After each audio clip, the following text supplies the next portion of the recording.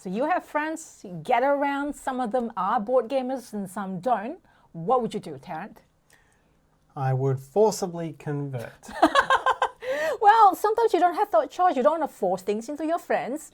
So, hence this video, well, if you clicked it, hopefully you will stay. We're going to share you some games that are good for even non-board gamers. So, some of them you can say party game-ish. You would say party game?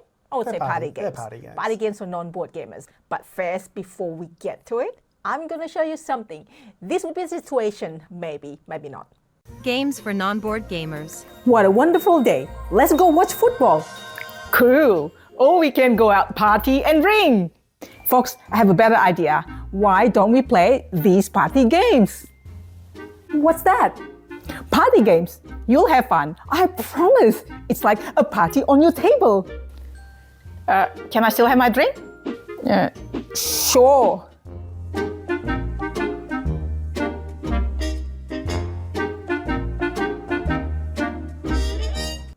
Powerful stuff there. First game we want to talk about is Mind Map. So these games are all from 2024, and these you can find somewhere out there in the world. Not outside the world, in Earth. Yes. So the first game we're going to look at is Mind Map. You'll set this game up with a set of axes, and you'll get a couple of random effects, not effects, a couple of random criteria that you'll put on these axes. So here, for example, I've got sinks quickly and difficult to chew. And then you would randomly take one of these prompt cards and place it into the middle. So here we go, a bicycle. Then we would lay out a number of additional things one for each player in the game. Each player will get one of these number cards to determine which one of these that they're going to be placing for. So yes, this will be secret. And then you would place your pin on the graph where you think your object fits. So is a stress ball easier or harder to chew than a bicycle? Well, that's interesting. I think it's probably a little easier to chew. Yeah, I think so. But I mean, I could chew the tire of a bicycle and that would be easier. So I'm only going to put it a little bit below. But it doesn't sink quickly though compared to bicycle. Yes, it's not going to sink at all quickly. I think stress balls float, or maybe they do. So put that over there. All right, so I've chosen that secretly. Everyone else is putting their pins on the graph wherever they think it goes. And now I have to, or everyone has to, use their voting tokens to determine what they think is what. I think it should be here, no? Because it sinks quickly, so it doesn't sink quickly, minus. Yes, sorry, my mistake. My mistake. Do not trust Tarrant with bicycle, no stress ball. Indeed. So I think the easiest thing to chew out of all of these is the bouquet of flowers. It's not going to sink as quickly as a bicycle, so that's got to be the bouquet of flowers. So I put my 4 here. A rubber duck, well, that's not going to sink at all. So, but it's difficult to chew. No, rubber ducks are pretty easy to chew as well. What? Have you chewed one? I mean, not to swallow, but to chew. Yeah, but you can't So destroy it. Maybe that one's there and this one's here, and so on. Yes. You do the play like that. Anyways, you can't really discuss it when you're placing it. Exactly. You would do those, and then you would reveal, and you get a point for guessing right, and you get a point for being guessed correctly. So there you have it. Simple to play, simple to learn. Yeah, I saw this game at Essenspiel probably like last year. And there was a Gen Con release the year after, which is 2024. And this actually creates discussion after the fact. So, and then you kind of like justify it. Oh, because before you place things on your board, you can't really say anything because no one knows what you have. So, but after that, and then you have to justify, I put it there because of this. Yeah. For me, this game was okay. It didn't generate the amount of laughter and crazy discussion that I like to have out of a party game. It was just kind of a matter-of-fact discussion generator for me. So yeah, it was fine. It wasn't bad. It wasn't great. Also very similar to a game called Inside the Box, which came out a year or 2 ago. That also had sort of axes that you were working to. That's but true. The placement rules there are a little bit different. Yeah, but I quite enjoy this. So that is 1 out of 5. Next game. And there is It's Obvious, a game of secret opinion, identity-ish thing. kind of like social deduction in a way. Yeah, this takes a Very light. different. This is very different to anything else I've seen, and very clever in the way it does it. Yes. So each round, a prompt is placed on the table, and it'll be a dichotomous prompt. Here, for example, we've got peel the price tag off versus just leave it, or you've got beach versus mountains, or you've got eat out versus cook at home, chocolate versus vanilla, etc. And no other context. Everyone has to vote in favour of one of them. Very simple. You'll have these vote cards. And then once they've all been pulled up, obviously you need more than 2 players for this game. Once they've all been pulled up, you reveal the vote cards. What? You really? Vanilla for you? I mean chocolate for you? I didn't think about it. Okay. So let's just throw another few dummy vote cards in there like so. Once you've revealed them, whichever side gets the most votes is considered the obvious side. And then it becomes like a Avalon werewolf social deduction game Yes. where the people who voted for the obvious side are trying to identify and vote out the people who didn't. Yeah. So basically you all vote based on your opinion, and then everyone needs to have convincing arguments for the one side. And then you just have a crazy argument about what's Making going on. excuses why you like chocolate better than vanilla, but it's really Yep. quick, unlike Avalon. Yep. Or you make a discussion about what context it's in, because some of these are very context-based questions. And it gets down to the point where the obvious team needs to vote out all the non-obvious players. But you don't know who's who, right? You don't know who it is. And all of the players who are on the non-obvious side, all they have to do is get one of the obvious side to vote themselves out. So that's the game. I really like it. It generates lots of laughs. Everyone just like trying to convince, or I mean, sometimes if you like you and me playing, and then we can like, I can vouch. I thought I can vouch. I swear Tarrant likes to gaze the star better than the birds, but turns out he's the bird gazer. Bird watcher. Bird watcher. Bird gazer. Bird watching versus stargazing. Yes. Birds are more interesting. They Both like are. swim and they fly. It's Stars true. just sit there. And you convince me like, no, I like astronomy. I like to watch the stars. And then I believed you, and then you lied. But yeah, that's the sort of thing the game generates. So Yeah. with the right prompt, it's a very fun. It's a very fun game. So you can even create your own prompts. Tarrant, slice onions or dice onions? You see, I would say Without any context. Without any context, Yeah. I would say slice. Well, I said dice. And you know, that's It where you does. get into the argument. I mean, Yeah. I sliced thought onions. it's obvious. I think sliced onions fit in more contexts than diced onions, because Yeah, you can put either of them. You can caramelize either of them. You can put either of them into a burrito. You can't put diced actually onions on true. a burger; they all fall out. No, I just thinking that it's crunchy, uncooked onion. Like, if it's cooked, then probably like sliced. But if it's uncooked, it's probably diced, because it's smaller. It's not too strong of a flavor. It's blend in with the other flavor, enhance other flavors. So overall, I do recommend this game. It does have a couple of flaws in that, you know, a question like crunchy versus smooth peanut butter, people who know each other reasonably well, Yeah. they already know the answer to that. You know, we've played as a couple with people who weren't in couples, so we both had, in many cases, an thought it- automatic vouch for the other player. So that's a flaw. Or how you get to know your partners better. True. It does. I think it does mean that some of the prompts won't work. Yeah, Because true. some of them Yeah. are just kind of, we know you hate crunchy peanut butter. We're Yeah. eliminating. Well, I mean, know the that's- answer. Like, I know yours would be crunchy. Like, Exactly. I buy that all the time from supermarket. Exactly. So Yes, it's yeah. a small flaw, but with the right Yeah. prompt, one of the really weird ones we had was knees are weird Yes. versus knees are fine.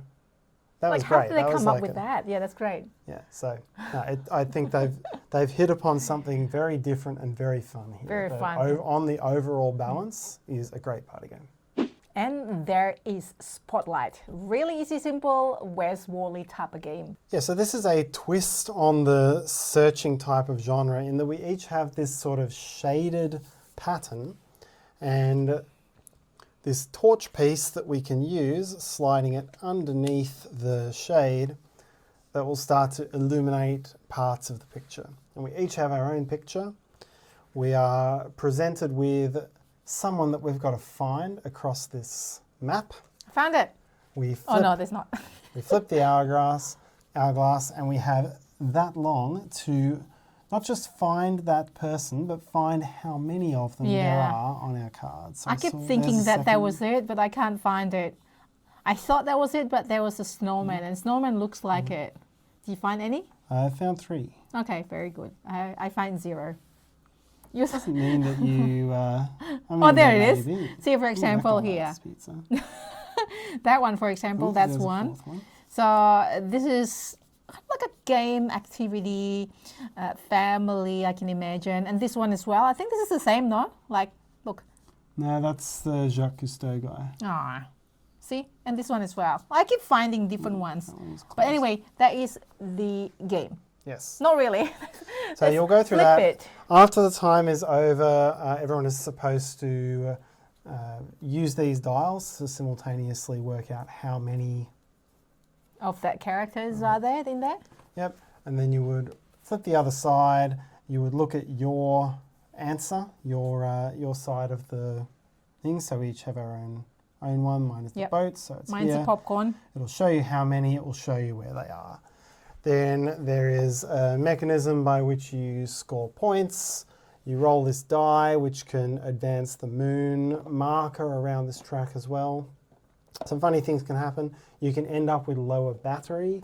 That means in the next round, you'll use the smaller one when you go searching, so make it a little bit randomly harder. Look at this. It's like, looks like low battery. Yes. Like out of battery almost.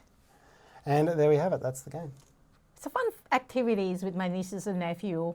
I would say it's more activities than game. Well, it's game as well. And it's great to, if you're waiting for a bunch of people to arrive, it's just like one that you can like in and out if you're not worried too much about the scoring as well. Yeah, the scoring is additional. Look, it's actually needlessly complex, and it kind of bogs down what is a very simple activity. I wouldn't be bringing this as a party game, but I would be, as you say, using it as a family, young children's activity, a different twist once you've worked through all of your Where's Wally or Where's Waldo books and circle Wally in every one of them and get no value out of the book anymore. But this one, you get more values because how many are those cards? It's like there is quite a lot of cards. So lots of things to go hunting for. And different quarters has got different amount of the characters you're looking for. So if you remember the whole lot and then you can just replay it again. There's Monkey's Butt. What's going on there? Oh, it's not Monkey's Butt. It is Monkey's Butt. It looks to be, yeah. A ballerina. Yep. And so you can go through all of those. There are some which are sort of smaller things, pirate flags, targets, things like that. So, and cactus as well. Yeah. So it does provide a little bit more of an evergreen version of the classic Where's Wally activity. Oh, I think that's Tarrant. Are you Tarrant? It feels like Tarrant. It's Tarrant! Yay! I win! Dream Catcher. It's a game about touching and then feeling and then guessing. Yes, tactile sort of game. So it is a cooperative guessing game. One player will be the dream catcher. They'll get 4 of these cards and they'll have to point the players towards one of them. So let's say it's here. And then that player will look at 5 of these cards. Secretly and pick the ones where the shapes are most relevant, where they lead you most to it. So there's no sun in here. There's a suitcase, which kind of looks like that, so I'd take that. Maybe there's a fork on the hand looks like bird's hand. I might do that. Circle and square. Oh, there's a square there. All right. Yeah, so but you have to look at this one. This is a lot of squares. But anyways. That's true. So I've picked 3 out of 5 cards. You can pick anywhere between 2 and 5. You then distribute them to the other players. And players have to, they can't look at these cards. The shape on them is slightly raised. So players have to feel underneath the cards, try to work out what the shapes are. You're not allowed to feel more than one of the cards, or more than the minimum number of cards it would take to spread. I don't know what that is. Oh. more than the minimum number of cards it would take to spread them out evenly. So you have to describe what you're feeling to the other players, and then once everyone's been talking it through, you work out which of the images it fits best with. That's actually it, the game. Yes. So you can see that this is like an easy one. There's an easy one. There's, you know, these shapes. This is like snowmans. There's whatever that is, or like teardrop and spade or whatever. This is a bit hard because look at this, right? It's a bit thick. Yin and yang, mask, and so on. Yeah. And look at the other cards as well, Tarrant. The big cards. There's a good range of those. You can see some are very clear. That's the mask we just saw, Yeah. so you would know that. Sometimes you really see the shape. Sometimes it's a bit more Abstract. oblique. You can totally play this for Dixit, as Dixit cards, right? It's very Absolutely. cute. Yeah. Yeah, so this game wasn't bad. By party game standards, I'd say it was fairly neutral. Didn't generate a lot of laughter, generated a lot of discussion, which was fine. Activity games, and I know that some people are better to feel it and then guess it. That person is not me. You're better than me to trying to guess what it was. I'm like, what is this? Until somebody mentioned it. Oh yeah, I know that now. But otherwise, I'm like, what is this? I was like, I'll be sitting there for minutes and then I couldn't figure out what it was. I do feel like it's a game with a shelf life, oddly. I think if you were playing this game, the game is more interesting when you don't know the sorts of shapes that you might come across. Okay. Because you may get to the point where if you got this know as a everything. family and you didn't have that many games, you would play it to the point where you recognize the shapes, and then you would be able to get through the gimmick of the game very quickly and just into the guessing part. Or maybe it's meant to be that you know roughly what they are. So, because touching for me is really hard. Like, it's really hard to touch. That's why for me, I was like, what is this? Like, and then this stick, I wouldn't remember what it was. I mean, if I play it every single day, maybe it feels like that. You know, I'll be like that. Last but not least, the party game. So you can play with non-board gamers is Captain Obvious. Yes, this is different to It's Obvious. They both came out at the same Gen Con, but they are different games and they work very differently. So how this one works is someone randomly chooses a word. Let's say it's word number 3 on this card. So that is goat. And then rolls this die, getting a number between 5 and 8. So now, everyone at the table needs to write a 7-word sentence containing the word goat, which is so obvious that its meaning would not be obscured by the deletion of any single word.